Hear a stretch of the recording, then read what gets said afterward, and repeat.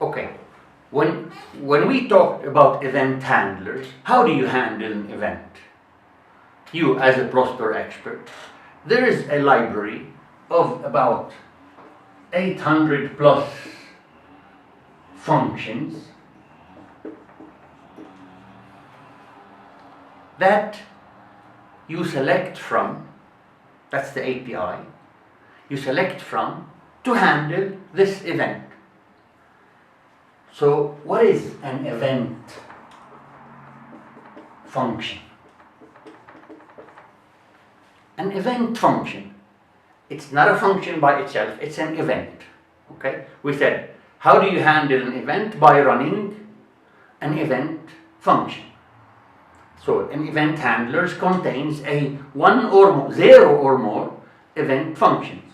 If you don't put anything, the system works, but means you resign as a Prosper expert and you don't want to do anything in this case. If you want to interfere in any case, we have event handlers where you take functions, event functions, and run. What do I mean by event functions? Let's say the user presses new and the system will present him or her with the form where it says name, date, and type. We're just doing a small example like this, right? If you don't do anything, this is what you would see, this is what the user would see.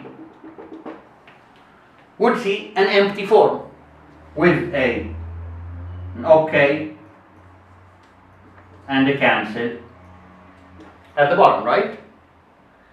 What if you want that in the date column here, or in the date attribute here, or in the date field, that what you would like to present him with the date of today.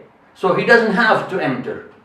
He can modify it, but he doesn't have to enter it every time. So let's say you want to interfere at this moment. When do you want to interfere? Do you want to interfere after or do you want to interfere before? Before. Okay. What are we doing? We're adding a new. So before add new,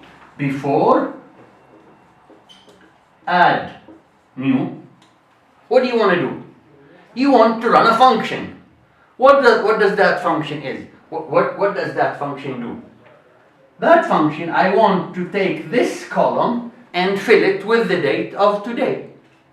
So there is a function called column that takes some parameters, will get the date of today and will place it in this column. So this is a function, this is an event function called column that will set the value of a column, right? Let's say in the name you want to get, for example, the logged in username and put it here. Before, let him modify it, but just put the logged in username here. So there is a function that's called user std item name. That you run this user std item name on this column, it will get the logged in username and we'll put it here. Let's say that when you click on the pull down menu, you have, let's say, 100 types. But you want, by default, to select for him or for her the first type. How do you do that? Let's say here, you could say, you don't do all this stuff, but I'm telling you, what does an event function do? Let's say you want here, this is a combo box, and I want to select the first one from the combo box, and let him modify it. So there is a function called combo select first. Every function that you have, that you see, when you go and say, I want to use this function, you decide what is the function that you want to do. You decide when do you want to run that function, on what event handler do you want to run this function, and automatically the system, for every single function out of these 800 functions, there is a wizard that will guide you, would know what function you are running, when you are running this function, and will present you with a guide on how to capture information, how to give parameters, pass parameters to this function. Okay? So it's very easy, but you have to know what function to run, and you have to know when to run it, and you have to know the order. What do you run first? In this case, it doesn't matter if we run this or this or this first, right?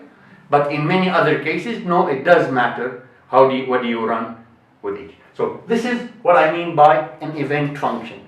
You as a Prosper expert, you have a toolbox. This is like a toolbox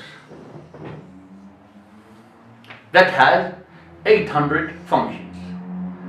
You're not expected to know all of them, but at least there are 20% of these functions that are used 80% of the time.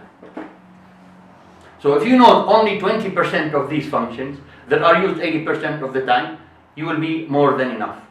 Once you get into more advanced stages where you would need more functions, you would pick them from this. In this toolbox, there are different functions that do the same thing, because it depends on how you want to do the same things. Imagine a normal toolbox where you can pull many tools from this toolbox. The kernel job, my job, is to do what? If you try to solve a problem, to run a function in a certain situation that is not available in this toolbox, you would request it, and we will add a new event function for you to be able to use. But guess what?